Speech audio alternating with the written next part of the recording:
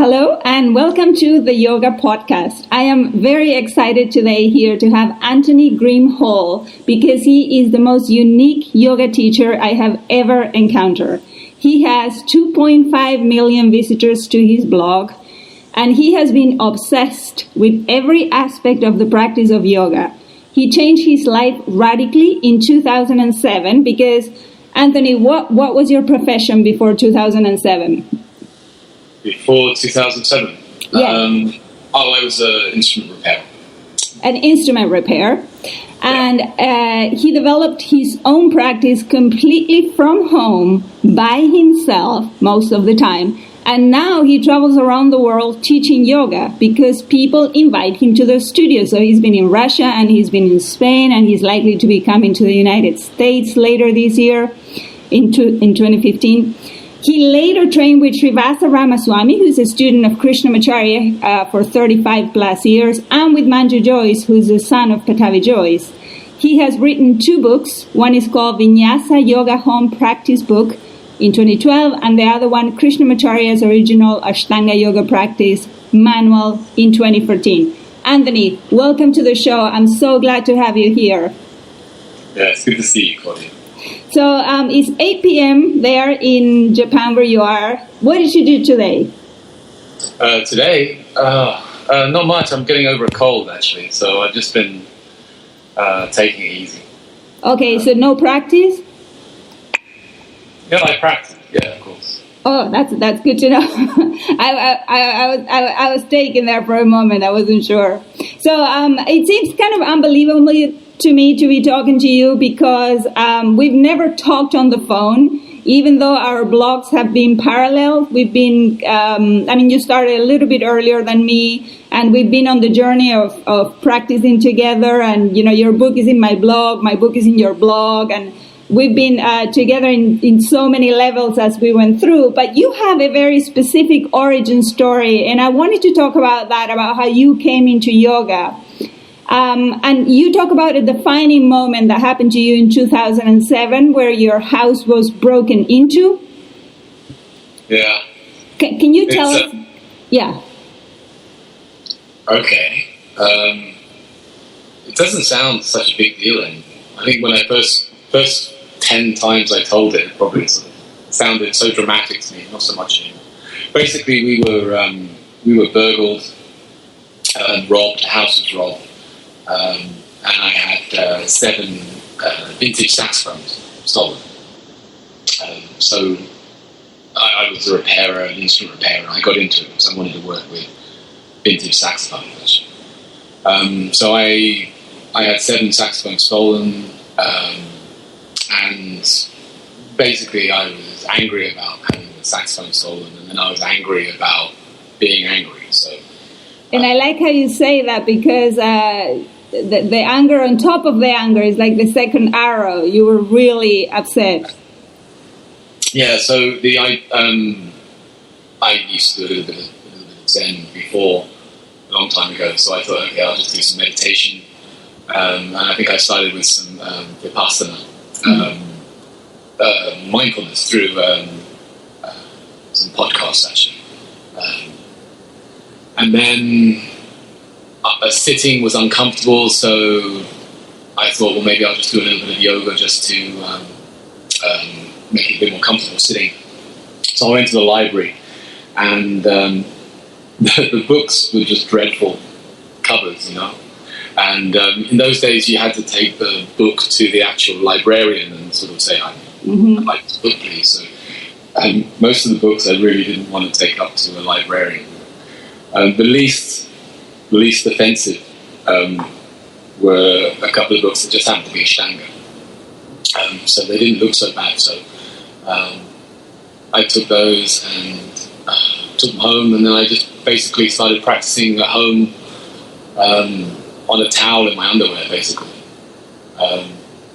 And yeah, the practice just started building up from there. Eventually I started getting some tapes, DVDs, such like. But yeah, that was basically it. You were overweight at the time, you mentioned? Yeah. Yeah, quite a bit. I guess I lost, what did I lose? About 20 kilo or something? I guess I was about 94 kilo and I got down to about, I tended to sit around about 77 afterwards. So I lost around about 20 kilo, I guess. And I looked that up, and in pounds, it translates to something like going from 200 and almost 10 pounds to about 160 pounds. So it's a significant amount of weight that you lost through the exercise. Yeah, and it's probably a bit more dramatic than that, because once, Ashtanga builds quite a bit of muscle as well. It's quite a powerful practice. Yeah. Jump backs and such like. So you're putting on a bit of muscle as well, which is kind of heavy. So if you actually fat, I guess I've lost quite a bit. And you said that you would use furniture or books as blocks when you couldn't reach for things. You just sort of started transforming things that were in your life into yoga tools without... Yeah. I didn't have any... There was nothing blocks or straps or anything. So I was just using belts and a couple of piles of books and things like that. It was quite... I remember buying my first mat, actually. That was quite a big deal, going into a shop and buying a yoga mat. Right. That's quite a strange thing to do. Do you still have it? No, I don't, actually. Well, I don't have anything now, because I just moved back to Japan. I hardly have anything left. I sort of sold a bit of everything. But I had it for a long time. What I found interesting when you were talking about this is that you said that just doing the sun salutations, that you loved sun salutation A, the first sun salutation, but the second one exhausted you. You were so I get this picture that you were out of shape, feeling unhealthy. You also said you were feeling bloated at the time. Yeah, pretty much. I wrote about this, how it was. I think later it became disturbing to me how I hadn't realized how the condition I got into, and I think that's quite an interesting thing. Is that I thought I was kind of okay. In Japan, I was teaching English. I had, some fancy suits, and I thought I looked okay. And it was gradual. You were putting on weight gradually. I must have been the only person to sort of get more unhealthy in Japan. But it was kind of gradual. So I didn't really realize, in a way, that I put on so much weight, that I was in such bad condition. Really, I'd had a couple of things happen. I had gallbladder removed. I was having kidney problems and different things, but I still didn't really take it that seriously. And I think a lot of people are like that. They think they're okay. They think, I can lose a couple of pounds, but I'm probably not that bad. But actually, I was probably not in good shape at all. Yeah, and you were 44 at this time when you got that book in the library. Yeah, something like that, 43, 44. And I think that's what I see in a lot of people, sort of like hitting middle age and thinking is the norm to have all those extra pounds and to sort of to be unhealthy, to kind of like taking it for granted that that's just how life is. But I think the way you transform your life is proof that there is another way. Yeah, you see walking around. We see it all the time now, walking around, because we're seeing people our age, and we see they could probably do with some exercise, or they could do with some eating a little better, or they could do, and it's like they probably figure they'll get around to doing it sometime or other. But it takes time to turn it around. The longer you leave it, the longer it takes, I think. Yeah. And I think also the very interesting, you actually wrote this originally, I believe, in a response to an article that the New York Times magazine had published, saying that yoga can wreck your body. Oh, yeah. And so I think this is the first time that you got prompted to write this story, and you said, hey, New York Times, my body was pretty much wrecked before yoga. And emotional, didn't I? What?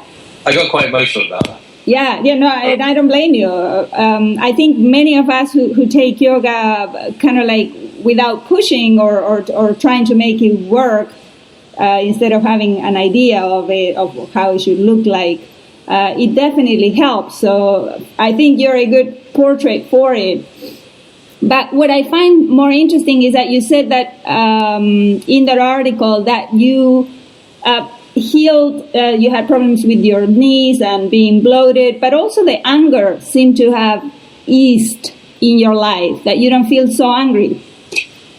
Yeah, I mean, I wasn't crazy angry. I mean, I don't think I was that bad, but like anybody, I mean, is it usual to sort of start shouting at your computer and sort of shaking your fist and at the computer screen, or when it doesn't do when you want it to do something, you know? So I noticed that I just didn't seem to be getting as angry with the computer anymore as I was, which is a small thing, perhaps, but that's one of those things. I think a lot of people probably get angry with their technology. Yes. And for me, that was kind of a sign that perhaps I was perhaps less stressed and more chilled out. Perhaps. And so if you were to, knowing what you know today, if you were to recommend someone who's curious and hears your story, gets inspired, and wants to start yoga, what would be your first pointer suggestion? Oh, I mean, it depends. I mean, for me, I started with Ashtanga, and Ashtanga worked for me. And perhaps there was something about the... Ashtanga is very good for building discipline, as you know. And that suited me, I think, quite well. And also, I used to practice Aikido before when I was playing saxophone. I used to go and practice by the river every morning. So that kind of practicing every day seemed to work for me. It was quite physically challenging, and that worked as well. So I think for my temperament, Ashtanga worked quite well. I don't think if I picked up a different book, say, it might not have worked for me. I might have given it up after a few months, perhaps. Right. But for somebody of a different temperament, then perhaps a different kind of yoga might work, or it might be something else. I mean, it might not be yoga at all. It might be, I don't know, just going swimming or something every day, or something, just something that you really enjoy doing, because that was part of it. I enjoyed what I was doing. I loved it. Right. Great. Yeah. And also the other thing was it seemed to be having an effect. Good thing about Ashtanga is that because you're doing the same postures every day, you're starting to see that your postures are feeling a little bit more comfortable, that you're getting a little deeper into posture, that you can do a few more postures before you start feeling exhausted, perhaps. So that was helpful for me, perhaps. But for somebody else, it might be something of a different kind. Mm-hmm. You can definitely see the progress in Ashtanga, where you feel, because it's the same postures day in and day out, and you can feel the body sort of changing and adjusting. But of course, the other side of that is that you can get lost in that. You can kind of get sucked up into the whole next posture thing, next posture, next series, and you can just kind of get carried along by that. So that can be problematic as well, perhaps. I think I was a poster for that. I definitely, when I started, I got very carried away. The day I started, I wanted to to do fourth series. I wanted to do first and second right away. I thought it all was going to happen very quickly, and I got pretty obsessed with the asana to begin with, perhaps out of ignorance in a way. But also, for me, it was an age thing. I don't know, you're younger than me. I'm just slightly younger. I'm 46. Oh, okay. Well, quite. But for me, there was that kind of feeling that I think once I got past the first couple of series or something, you started to think that if you didn't do it now, then you probably wouldn't be able. So if I didn't do third series now, I didn't do fourth series, that maybe I didn't have so much time to do all the fancy stuff. So there was that feeling for quite a while. So I think I was quite drawn up into that, and I was thinking, I just really need to sort of do as many postures as I can while I still can, perhaps. And I think that it took a while to get over that. I think now, I don't really care, to be honest, which postures I really do. They're pretty much all the same. Right, because it's been, several things have happened, but I wanted to point out, right, you developed your practice pretty quickly, because I remember finding your blog probably at the end of '08, and you were able to, even though you started and you could barely do the two sun salutations, then you were able, you got sort of obsessed with the asanas, and you were dropping back, you were doing leg behind the neck postures, and you pretty much learned the sequences of Ashtanga, I would say promptly, pretty fast. Would you say? I think one of the things was that because I was doing it at home, it's the thing that somebody practices at home, you don't have anyone telling you that you can and you can't. Actually, I actually did, because when we started blogging, we had people telling us all the time, you're not supposed to do that. You shouldn't. The police. Yeah. But I know, I think we had a lot of common sense, didn't we? I mean, I think because also there was no one, if I put both legs behind your head and there's no one to kind of get you out of it, so, you're a little kind of cautious as well. And dropping back as well, you don't want to hurt yourself, and so you are careful. There is common sense there, but also there's no one to sort of say what you can and you can't do and how quickly you can and you can't progress. So I think that perhaps allowed me to just kind of keep going, keep working on postures. And there would be postures that perhaps I didn't have 100%, but it was coming along, it was coming along well enough, and I was happy to then move on to something else, and allow those other earlier postures to keep progressing, if you like. Manji talks this way. So, for example, Marichyasana D, say. Marichyasana D, by the way, if you can describe it, because some people may not know the postures that are listening. Marichyasana D, so you have one foot in half lotus.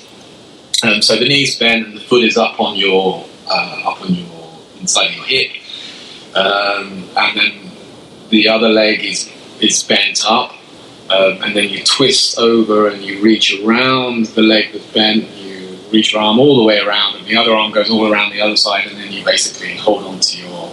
It's an impossible twist. It quite looks impossible. Extreme. Yeah, it's quite extreme, and for Manji would say that you shouldn't necessarily be held back on that posture, but you would keep working at it. So you would keep working on some other postures, the ones that come after it, but you would still keep working on, say, Marichyasana D, and that would come along in its own time. Right. Interestingly, actually, Krishnamacharya put Marichyasana D in intermediate postures, so it wouldn't have been in primary series anyway. That's interesting. And I think this is very specific to the Ashtanga system, this sort of oh no, you cannot move to the next pose unless you have done this, and you will never do this unless this happens first. And kind of the guidelines change depending on what teacher you're looking at. Exactly. And then it depends on the teacher. Sorry? So it depends on the teacher. So some senior teachers will have you progressing along, continuing to work on the more challenging postures, say, but not necessarily holding you back there. Yeah. Other teachers will get you to stay at that posture and just keep working at it until you have it pretty much perfectly, and then they would give you the next posture, the next posture, the next posture. So there's two different approaches. Yeah. And both of them have good arguments. Yeah, I would say. I mean, because I think if I had been stopped at the Marichyasana, it took me a long time. So much, when you laugh, when you finally get a pose and you have that laughter sort of nervous, oh my God, it happened. I think it's on camera. Yeah. Oh, you have that on camera? I think so, yeah, when I came up from... when you came up from the drop back, right? Yeah. Yeah, that's beautiful. You have you have all these journals of all the postures, and they're amazing. But I was going to say, I think if my teacher had stopped me in Marichyasana when I first started, I would have gotten bored. So I'm glad that didn't happen. But let me ask you, did you ever get injured through yoga? No, not really. Although, hang on, just recently I had my first yoga injury. I was quite proud. I was practicing with a friend. I was doing a workshop, and I was staying at a friend's place, and we were practicing together in the morning. and she lifted up to do a jump back, lifted up while still in the posture to jump back, which is something I used to do. So I went to do the same thing, and then my mat was a bit slippery, and I just slipped, and I think I dislocated a finger slightly. Oh. So, and it's still a little bit swollen. I can sort of see it now. It feels fine. I can do everything I want with it. It feels a little bit swollen still. But I think it's interesting to know it was a slip. Yeah, it was a little slip. It was, and it took me about 7 years, I think, to get my first. Right, but it wasn't that you were forcing something. Is that? And I believe that when yoga is well understood, then you would never force. It seems to me this was more an accident than an injury. Like you just slip. But it's not that you were carelessly sort of trying to force yourself into a deep back bend or anything like that. Yeah, I think that was a thing as well with home practice. I think we didn't really force ourselves in home practice. I mean, if you go to a shala, you can sometimes have somebody who's taking you a little deeper into a posture. I think the argument is they're trying to show you, what's the expression, the full expression of a pose, say, full expression of an asana. Whereas we don't really have that in home practice because there's no one to take us deeper into the posture except ourselves. Oh, we could use a strap, say, and strap can kind of help us go in a little bit more. Yeah. But generally, I think we don't overdo it. People think practicing at home, there's no teacher to see you, but I mean, we have our common sense. I think we tend to go a little bit careful. Yes, and I agree with that. Yes, and I think. Yeah, tell me. No, I think I was. I think I was a little brave in some of the asana, but also I think a lot of common sense as well. So I think there was that kind of little balance of a little bit of bravery to try stuff and a little bit of common sense as well. But also some cowardice in some other postures as well. So at home we can use the wall, for example. There's no one to tell us you can't use the wall. So I used to use the wall for Karandavasana, say, which is a posture where, forearm stand, you go up on your forearms, and then you fold your legs into half lotus, and then fold them all the way down and bring it down so the lotus ends up on your forearms, and then take it all the way back up again. Yeah, I was always terrified going up. Another impossible posture. I mean, I haven't even gotten there yet. I'm not sure I want to know about it, but... I was terrified of flipping over the other way because it didn't seem to make sense to me. I couldn't picture how my body would be if I flipped over the other way while I was on my forearms. So that kind of scared the heck out of me. So I always used the wall. And it wasn't until recently when I actually went to a shala where I knew that I would actually have to do it in the middle of the room that I sort of forced myself to overcome that. So. Yeah, that's interesting. Now, what would you say is, your blog has changed names as you went along. In the beginning, you were a bit obsessed with the jump backs and the jump throughs, and the blog, I think, reflected that name. Then it was called Krishnamacharya. Then it was called Vinyasa Krama. Now it's called Overcoming Asana. It's changed again. It's changed again? It's Slow Ashtanga. It's Slow Ashtanga, right? Based on Krishnamacharya's early teachings. So your own definition of yoga has changed many times. What would you say it is today for you? What, yoga or what my blog is about? Well, let's talk about both. What is your blog about, and how do you see yoga for you today? I think with the blog, the changing of the titles was just to just that people knew what they were getting, really. So people, we got a lot of criticism over the years. We'd get people who would read every post and pretty much give a negative comment on every post. It was like, well, why read it if you change the channel? Right? So, and sometimes they would say, well, you call it so and so Ashtanga. So I'm like, oh well, okay, maybe if I change the blog title and so it would be Krishnamacharya's Ashtanga, or original Krishnamacharya's Ashtanga. And then a friend turned around and sort of saying, well, original, that's not very nice calling it original. So I was like, oh, okay. So I just kind of end up calling it Slow Ashtanga recently. So I guess the idea is that people get an idea on what it's about, so they can choose then whether they actually want to read it or not. Right. What yoga is for me now. Yeah. What yoga is for me now. I think the yoga hasn't really changed that much. I think we've been talking about asana. I mean, asana is just asana. I mean, the blog is about asana. I don't think my blog it wasn't that much about yoga. It wasn't really that much about the philosophical side. It was mainly just about asana. That's what the blog was about. I come from a philosophy background. I didn't really want to write about the philosophical side so much. I mean, recently it's come out a little bit, but I didn't really want to write about that side. But you got into the pranayama part, you got into mudras, you got into even some talk of meditation here and there. Yeah. So there was a point when, I started doing advanced series, advanced A, advanced B, and I became a bit of an asana junkie. And so it was always more asana, more asana, more asana. And while I was in that phase, I came across Srivatsa Ramaswamy's book, Complete Book of Vinyasa Yoga. And when you see the book, it's just lots of asana. It's like, wow, great, asana, asana, great. So I took that book home and I started to practice it. And I know you practice some of this as well. And the thing about Ramaswamy's practice is it's pretty slow. And each posture kind of leads into the next posture, but the focus is so much on the breath. And when you practice along with the book, your whole practice slows down completely. And the whole experience of the practice changes. It seems to become much more internal. Even though Ashtanga, I always found Ashtanga to be quite a meditative practice, I found this Vinyasa Krama approach quite profound. So that had quite an effect on me. And then I had that problem.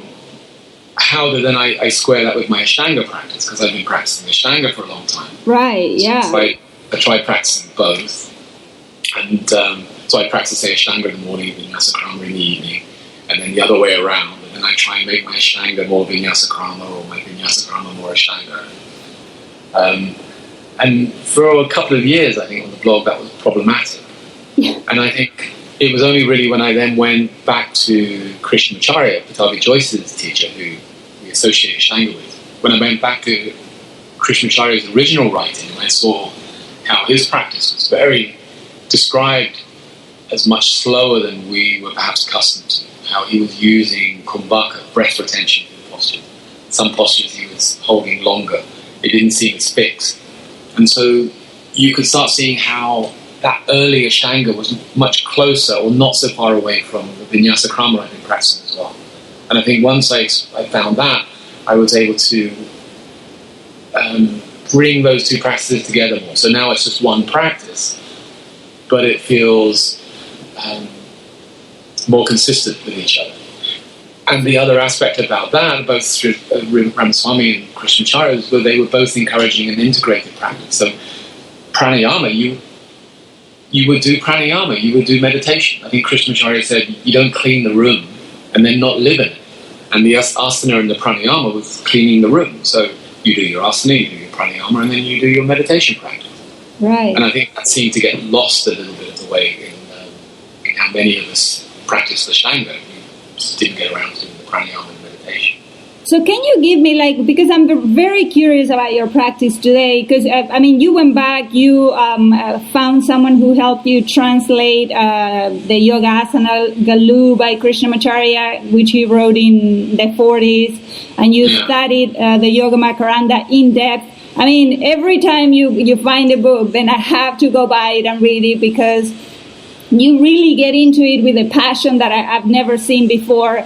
But you've managed, and in your last book you have these, where you have how Krishnamacharya taught the postures that we now do within the Ashtanga sequence. So give me an example of a change where you maybe retain the breath or stay longer in a posture, or how is it different? Okay, so I think that was part of the thing. I think people tended to think that there was early Krishnamacharya and there was late Krishnamacharya. So the early Krishnamacharya was the Mysore Ashtanga that Pattabhi Joyce then developed into the Ashtanga we have now. So there was that idea. And then the idea that there was a later Ashtanga that we see in, say, Deskachar, what came to be known as Vini Yoga, Ramaswamy, Mohan, these.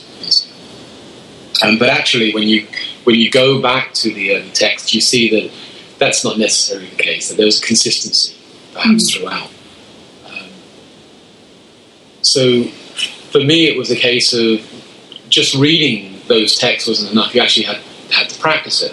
And the nice thing about the blog was people would send you things. So, somebody had sent me this basically screen, they'd taken a photograph of every page of Krishnamacharya's second book.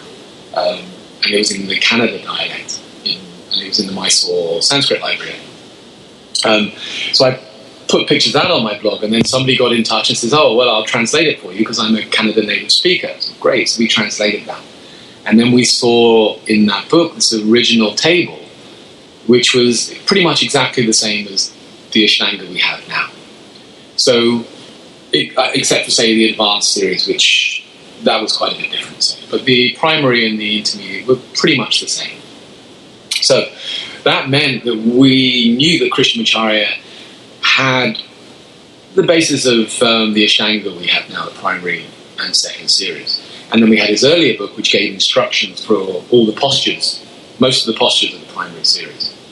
So the idea of the second book was to reorder those postures in the first book into the order of the second book. And that way we were then able to say, okay, here's the Ashtanga we're familiar with, but here are the instructions which are a little bit different. So for example, I don't know, let's pick one. Janushasana, say. Janushasana, one leg is bent and the foot is on the inner thigh, high up on the inner thigh of, say, the left leg. So the right knee is bent and the right foot is on the... And you're sitting down. That's right, you're sitting down, yes. Sorry. And then you're holding on to, say, your toe with both hands, and then you would fold over. Right. So Krishnamacharya would have the same vinyasas we're used to. So he would start from standing, and then he would fold over and then jump back into chaturanga, or plank position, go into upward facing dog, downward facing dog, and then he would jump through, as usual, Ashtanga into the posture. But then as he would fold over, he would introduce kumbhaka, basically, on the end of the exhalation. The breath retention. It's the breath retention. So he would hold the breath in, he would engage the bandhas, and he would hold it for 3-5 seconds, say, and then he would relax the bandhas to an extent, and then come back up again, inhaling, giving him some space to breathe, and then he would then fold back in on the exhalation and then do another kumbhaka. So he would have a kumbhaka at the end of every exhalation in that posture. In another posture where the head is up, he would have a kumbhaka, say, after every inhalation. So that's something that's quite different about Krishnamacharya's instruction, which can get carried on into. And do you find that it has a different effect on you practicing this way as opposed to the Ashtanga where you would get in Janusarasana, just breathe 5 times, get out, go to the other side? So in this sort of stopping and retaining the breath, and what happens to you when you practice it that way? It has a very meditative effect. I mean, Ashtanga generally always felt to be meditative anyway because you're doing the same postures and the movements are familiar and there's the focus on the breath. So it's always been a meditative practice. But this seems even more so. I mean, it slows it down. The inhalations and exhalations are slower, perhaps, than we've become accustomed to in current Ashtanga. Right. And the kumbhaka as well. There's this moment when nothing happens. There's just this pause. Everything just stops. Everything stops. And that happens at the end of every exhalation or the end of every inhalation, depending on what. And when you say everything stops, would you say the mind stops too, in a way? Or it does seem to, yeah. I mean, we talk about sometimes like monkey mind and how the mind kind of goes all over the place. When you try, if you try to meditate for any length of time, all of a sudden thoughts will keep coming up and jumping about and such like. But I don't find that happening in the kumbhaka so much. I don't know if anyone else experienced on this. perhaps because it's only a few seconds. But there is that stillness that kind of seems to come into the practice, which is quite interesting. Yeah, that's very nice. And that's definitely something that has happened to me as I learned from you about these retentions in certain poses, in trying them a little bit, not a lot, but it has had the effect of slowing the practice so much that I've had to cut posture sometimes, because otherwise I will be practicing for I don't know how long, 5 hours. It's just, I can't do it. Yeah, exactly. And that's part of the problem is, I think if you have a fixed sequence, then that becomes problematic because, well, with the Ashtanga, there's a lot of postures in the Ashtanga series, and if you want to get it all practiced within 90 minutes, 2 hours, and you have to crack on a little. So you have to compromise. So and what gets compromised usually is the breath. Right. You make it a bit shorter. Whereas if you want to make the breath longer and slower, if you want to introduce kumbhaka, then you have to compromise elsewhere, and that becomes then the posture. So for me, I'm quite happy to do half a series one day, and then do the second half of the series another day. So sometimes even a third of the series. But just take it slow. Yeah. Right. Yeah. Although this week I've been, it's cold here. It's kind of cold, and I've been running around doing workshops for the last few weeks, and I felt I'd lost a degree of flexibility. So last few days, I've gone back to pretty much full Ashtanga series, but I've been changing the tempo quite a bit. So some postures I'll only stay, because my breath is quite long, so some postures I'll only stay for 2 breaths, which is pretty much the same length of time as most people practice Ashtanga would stay in posture, but my breath is longer and slower, so 2 breaths is enough there. Other postures, I'll treat it more as a mudra and stay longer. So I'll do most of the series, but then I'll change that tempo quite a bit. So yeah, some postures I'll stay longer, some postures I'll stay less amount of time. And I'll do less vinyasas as well, perhaps. So I won't necessarily jump back after every posture, or in between every side of a posture. When you say I'll make the posture a bit more of a mudra, what do you mean? Okay. So, yeah, it seems that there's something strange about Krishnamacharya's instructions in his first book. In his first book, which he wrote in Mysore in 1934, same time he was teaching Batavi Joyce. And it's almost as if he's treating a posture as a mudra. So in a mudra, bandhas are engaged. Usually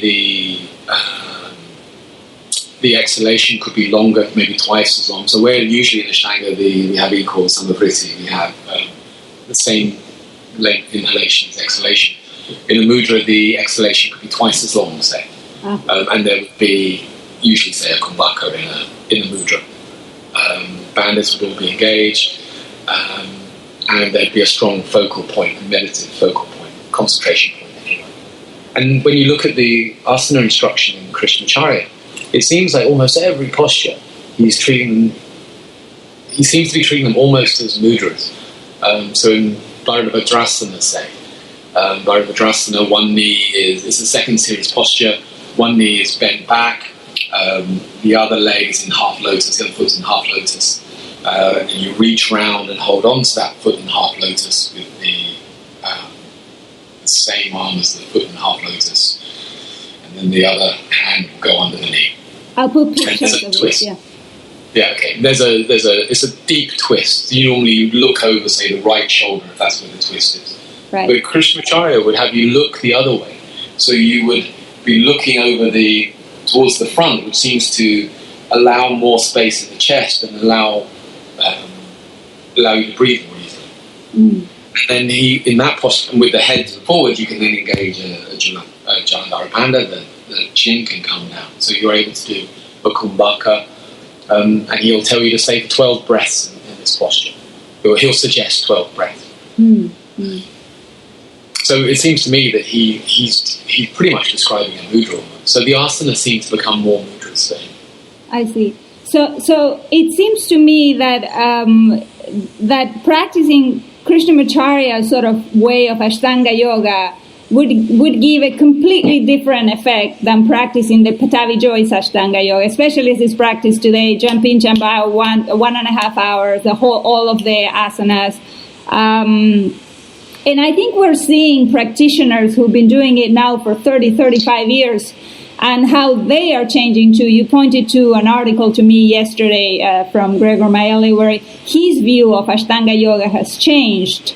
And I think many of us, or at least for me as I grow older, I also notice that, frankly, I'm not sure I can keep up with that rhythm. And second, I find that this approach of going slower, getting more into the posture, tends to have that effect of finding peace, which is more like what I think I want out of yoga. Has your view in Ashtanga changed that way, or you use it on different days? You still go for the running, and on other days you go for the slow? No, I tend to practice pretty much the same thing all the time now. For a long time, I'd keep my Friday practice sort of sacred, straight primary. It used to be, for years that would stay the same. No matter what else I was doing, there was that Friday practice there. But that's changed a little bit now as well. But then I just recently, just a couple of days ago, I read some conference notes on from Sharat Joyce in Mysore, and he was saying that eventually everyone comes back to primary anyway. He was saying basically don't dismiss primary series. Primary series is great. Eventually you're going to come back to it. So whether through injury, whether through old age, or whether for some other reason, eventually you're going to come back to those basic postures anyway. And on another thing with Sharat, although often it seems that modern practitioners of Ashtanga seem to practice very, very quickly. When you see Sharat practice, he never seems rushed to me. He does. I've seen his DVD, and he just seems very relaxed throughout the whole practice. And he'll do it in 60 minutes, but he doesn't look rushed. It's very strange. Yeah, he's very light, and he's like a feather sort of floating through. Yeah, nothing. And my jump back chain. I remember I used to do this really dramatic jump back where I kind of pretty much went into sort of half handstand and then kind of floated down and through, and then I saw Sharat's. I think he demonstrated a little jump through once in Mysore, and it was the most delicate little thing. It was almost a little step, almost a little hop. And there was just no energy at all. It was so efficient. It was just so efficient. And so I just completely changed my jump through from that. So now I do this kind of little Sharat sort of hop through. And my whole practice has that aspect now. I try and conserve energy more and more.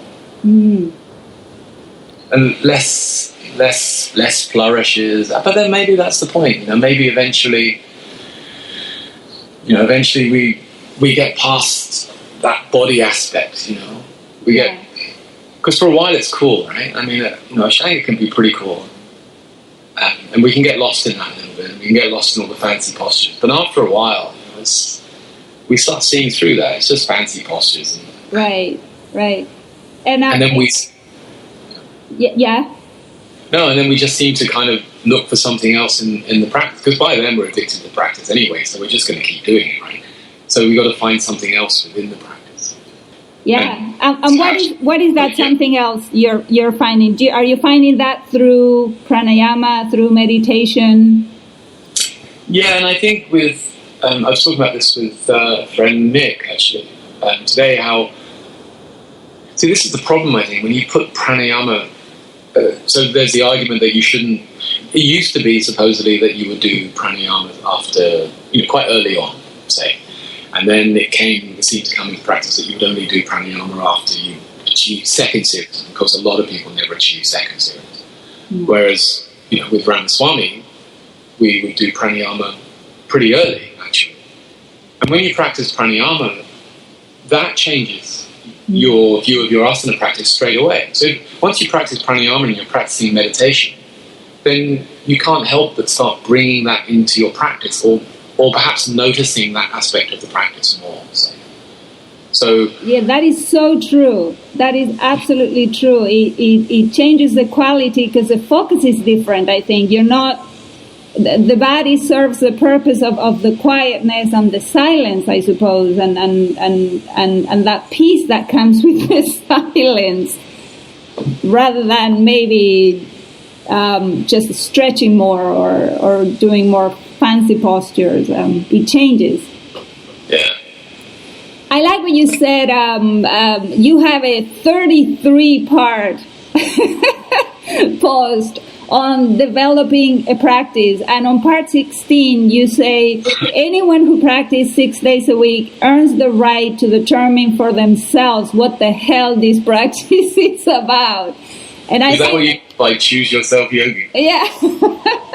That's what I mean by choose yourself yogi. Yes, but also I mean that you really didn't fear the police that came after you, and they came after me too. Oh, you shouldn't be writing this, you shouldn't be doing that, or that's not. And you took the positive parts of that. I really welcome comments about how to improve the postures, and so you kind of use the whole cyber chalet in a way. But I like this part because I think eventually when you get in it, and you're like almost 9-10 years into it now, it does become your practice. It does become something very personal, and you find what works for you. And I think that's the beauty of it. Yeah, there is a point, I think, when, if you've been turning up your mat every day for a period, I don't know what that period would be. I mean, you turn up at the mat every day for a month, that's something. Yeah. In fact, I mean, you get a week. Get a whole week, turn up every day in the morning and do your practice, even if it's a really short practice, for a week. And that's the thing. And then you do it for a month. And then if you get a year of just turning up all the time, then I think you start earning the right to basically make sense of your own practice. And I think once you've done that for a couple of years, and I think somebody sort of telling you what is the right or wrong practice for you, that just becomes a bit nonsensical, really. Because, there's always supposed to be a home practice, I think. In the end, you're supposed to go up to a little hut somewhere and sweep it clean and then do your practice. Right. Yeah. And do you, I come across a lot, I'm teaching a little as well myself, and I come across this, how do you stay motivated to return? Say that person, say they did a week of practice, but then suddenly they feel like they don't want to do it. What do you answer to that? I don't know how people do it with other practices. I know Ashtanga works quite well on motivation. That's one of its strengths. I mean, it has some dangers, perhaps, but it also has that it seems to be built almost in a way that encourages you to keep coming back. Because of the 6 times a week. Yeah, because you get into a habit. So it's very good at building a routine. And routine is the mother of discipline, right? So you just have to turn up. So even if you're not going to do your whole practice, even if you just get changed and just stand at the top of your mat, that's a start. And once you're there, then say, okay, you're just going to do a couple of sun salutations, right? And even if you only do, say, 5 sun salutations, and then roll up your mat and then leave, then that's still quite something. You're still building that routine of actually getting onto your mat in the morning.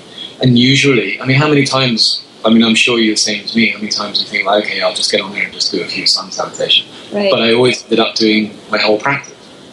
That happens. That takes you by surprise when it happens, doesn't it? You're like, how did I end up doing the whole thing? Yeah, you're sick. Like this morning, I was just getting over this cold, and you think, okay, I'll just maybe do a little bit of standing, a couple of seated postures, and then you end up doing the whole bloody thing. Right. Because they link into each other as well. That's the beauty of, say, a relatively fixed sequence, is that you get used to one posture following the other posture. It feels really strange to stop somewhere.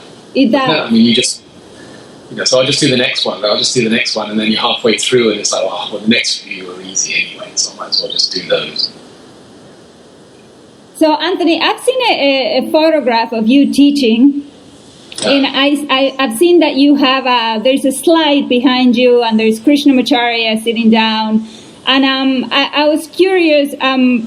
Do you talk about the history of Krishnamacharya in your courses? Because that looked very interesting to me. The slides are I basically ripped them off from the Transformations exhibition in New York.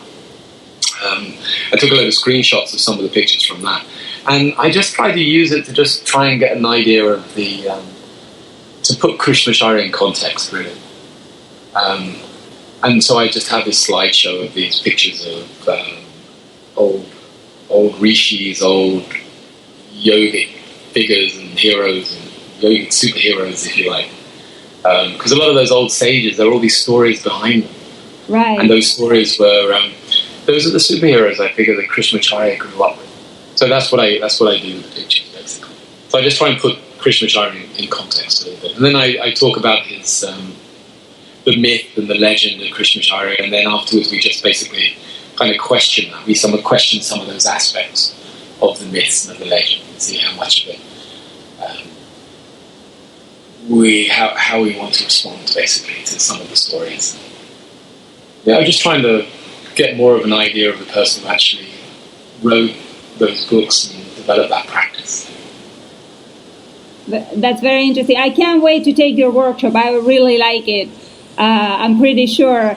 And let me ask you, what do you do when you have? Has it happened to you to get people come to you who are complete beginners, or people who have say they're a little out of shape, or and how do you accommodate for that? Not really, because I don't really teach. I don't think I teach. I mean, I never really wanted to teach. I wasn't planning on teaching at all. But it's happening. I know. But then when I went to Ramaswamy's, it was a teacher training, but I don't think anyone was there for the teacher training. We just wanted to spend 5 weeks with Ramaswamy. But there was that feeling that afterwards you probably should teach, that you're almost obliged. And so it was a case that if somebody asks me, then I'll do it. But I didn't particularly want to become a yoga teacher necessarily. Right. So a couple of times I've had a few people who got in touch, but they're usually people who are either teachers themselves or have been practicing a while and wanted to maybe find out some more about Vinyasa Krama or some Krishnamacharya's work, if you like. Right. So not so many beginners. And again, on the workshops, it's usually Ashtangas who want to know a little bit more about the history, or it's about people who are curious about Vinyasa Krama and want to know a bit more about that. So yeah. I mean, I had people on the blog, obviously. The blog people get in touch all the time saying they're just starting a practice, and we get a lot of questions there, perhaps. But that's perhaps a bit different. Right. So let me ask you. I'm going to ask you a kind of a deep type of question that I asked, but you always have such a different view that it always surprises me. So let's see. So here's the thing. What would you say is one thing within the yoga world, in all of these years of practice and studying, what is one thing that took you a very long time to understand?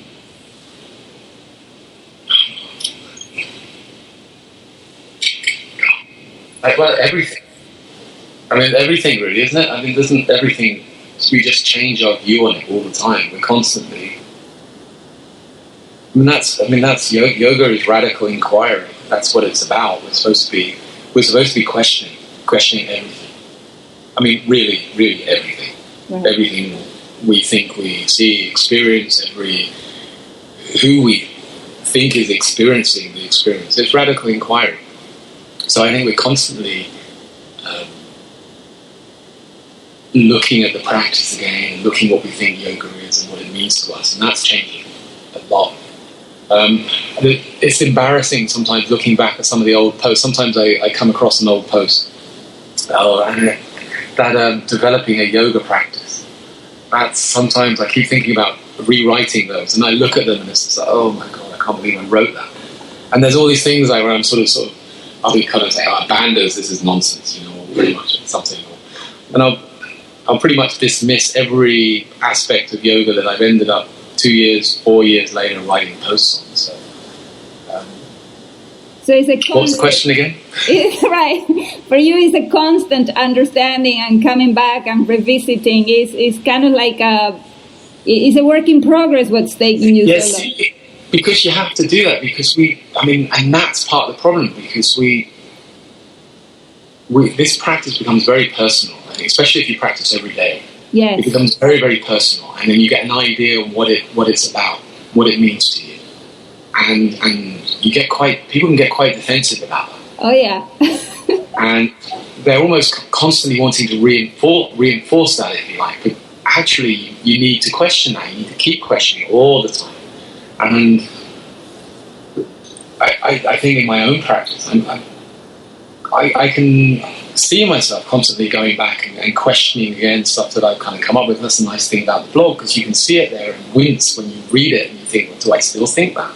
And often I'll write a post and it will kind of come out, and I'll actually post it because I want to think about whether I actually agree with what I've written a few days later. You know, and sometimes I'm almost annoyed that people don't challenge me on some of these things, because really, I write something and I know how I'd respond. I know what I'd question. I wrote one recently on Surya Namaskar as being the origin of the... I saw that. That was very interesting. Yeah, I like that post, but as soon as I finished writing it, I had so many questions about it. Do I really think that? Or where's examples of this? You know, where's the evidence for this? You were saying, where did Krishnamacharya get the idea for the jumping back and jumping through in between each pose? You were trying to sort of figure out, where did that come from? Was that Pattabhi Jois? Was that Krishnamacharya? Was his teacher? And because there's the idea that I guess this came from like Mark Singleton and Yoga Body and such like. Whereas it seems that if you start with the asana, and then you try and figure out, well, where did the vinyasa come from? So then you're adding on postures, if you like, around it, and you think, well, where did he get those postures from? And you look around, you see, well, there's these wrestling examples, there's this gymnastics movement going on, there are all these things. So you bring those things in, right. And that's your way of then explaining it. And if you're starting from an idea of a dynamic practice, a very athletic Ashtanga practice, then you're looking for those aspects to explain that practice, right? Yep. But for me, I was practicing a much slower Ashtanga. I was looking at Krishnamacharya's early work, and I was looking at the sun salutation with mantras, where you would do one of the first postures of a sun salutation, and then the breath would be held, and then a kumbhaka, and then you would chant mentally a mantra, and then you would fold into the next stage of the sun salutation, and there would be another mantra on a kumbhaka, and so on through the sun salutation. And then in the middle you prostrate to the sun, if you like, and then you move back through the sun salutation back to standing. So it seemed to me that everything was there, and all you needed to do was just take that prostration out and put any of the asana in there. Put Paschimottanasana in there, put Janushasana, put Marichyasana in the middle. And everything else is the same. Right. And the kumbhaka's there already, and all those different aspects. It's a very meditative practice. The breathing is there. Everything becomes explained in a more elegant way, it seems to me. So depending on where you're coming from, if you're coming from a modern idea of practice being very dynamic, and then trying to explain a practice from a long time ago, or if you're starting from how that practice was a long time ago, where it was much calmer, and then trying to explain it from there, that seems to make a big difference. Yeah, and I didn't challenge that post at all, because it actually left me, like, I had a little bit of an aha moment. This could be, he's right, is what I thought. All the elements of the sun salutations with the postures in the middle, it kind of makes complete sense to me. I mean, there's still questioning. I mean, as a theory, you still need to tidy it up, and you still need more examples to kind of nail it down. But it's a nice, whether it doesn't really explain whether Krishnamacharya developed that himself, whether his teacher developed it, or whether it was something that went back a long way. Perhaps you don't really know But either way, it explains many aspects of a slower practice, of the slower Ashtanga. Yeah, and it's fascinating to follow you because I find you to be kind of like the gossip magazine of the 1940s yoga. You're always, Gossip. yeah, you're looking for all the details. Where did this come from? Was it Krishnamacharya? Was it his teacher? And it's fascinating how you present it and how you're constantly exploring it. And also, not just gossip, but fact-checking with history and reading books and doing research. It's fascinating. I highly recommend your blog to anyone. It's a rabbit hole. You'll go down and you can get trapped in there for hours.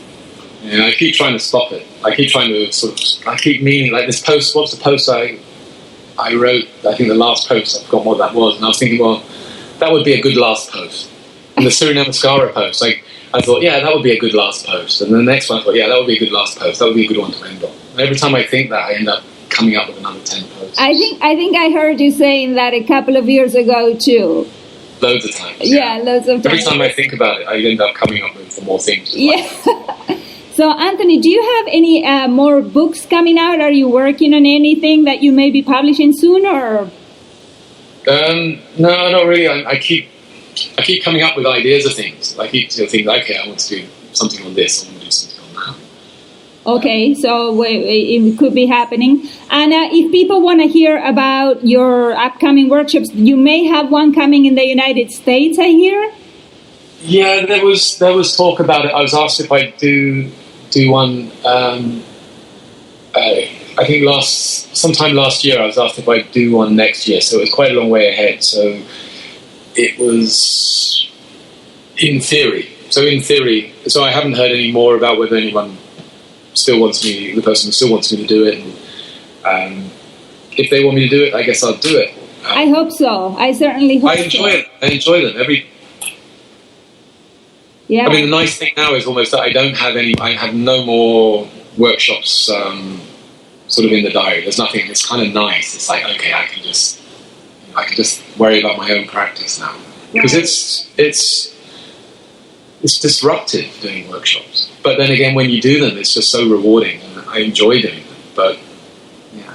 I agree with that. For me, I just gave recently a workshop and it was exhausting. But coming back to the mat, it was... I couldn't believe how much I got out of the workshop myself, even though I was a facilitator or teacher of kinds. It's interesting because you're explaining things. All these things are kind of coming out, and then you're going, yeah, and then in your own practice, you want to kind of come back to that. Once somebody was asking what the Kumbhaka was about, what was the Kumbhaka for Krishnamacharya saying, and it was like, okay. And I explained my understanding of what it was, and I don't think I said it out loud before. And it was like, so then in my own practice, that was quite powerful when I started practicing afterwards. And it was like, that's interesting. Right. Yeah, so it's rewarding. I enjoy doing them. Yeah. And I hope I see you soon. Here, your blog, can you tell us what your blog is for people to find you? Oh, I don't know. What is it now? Usually the nickname I was using was Grimly. So usually you just type in Grimly and pretty much anything to do with Ashtanga and it will come up. At the moment it's called... Grimly 2007, that blogspot.co.uk. Yeah. Oh, the co.uk. Oh, I go to .com and it takes me there too. Yeah, it does. Basically, you just write Grimly Ashtanga, Grimly Krishnamacharya, Grimly anything. It's just Grimly. I think just Grimly, that's it. And so perhaps we can close on that note. What is the Grimly thing about? Years ago, I spent a bunch of years in the 80s traveling. And I had a big beard, a lot of hair. And I think we were hitchhiking. I think we had another bath for 2 weeks until we hit the sea. And I was looking pretty grim. And then we got some work building a house in Switzerland. And my friend spoke better French than I did. So he introduced me. He started calling me Grimly. And he introduced me as that. And then that kind of stuck. Because everywhere I go and get a job, there was somebody else with another Anthony who was working there. So I said, well, people call me Grimly, you can use that. So that's where it came from. That's funny. Grimly, Anthony, thank you very much for joining me today. I really appreciate this. I'm sure everyone else will too. And you can also find Grimly on Twitter. He is Grimly2007, as well as in his blog. And we hope to have you in the US soon. Yeah, pleasure, Claudia. Good to see you. Okay, bye-bye. All right, bye.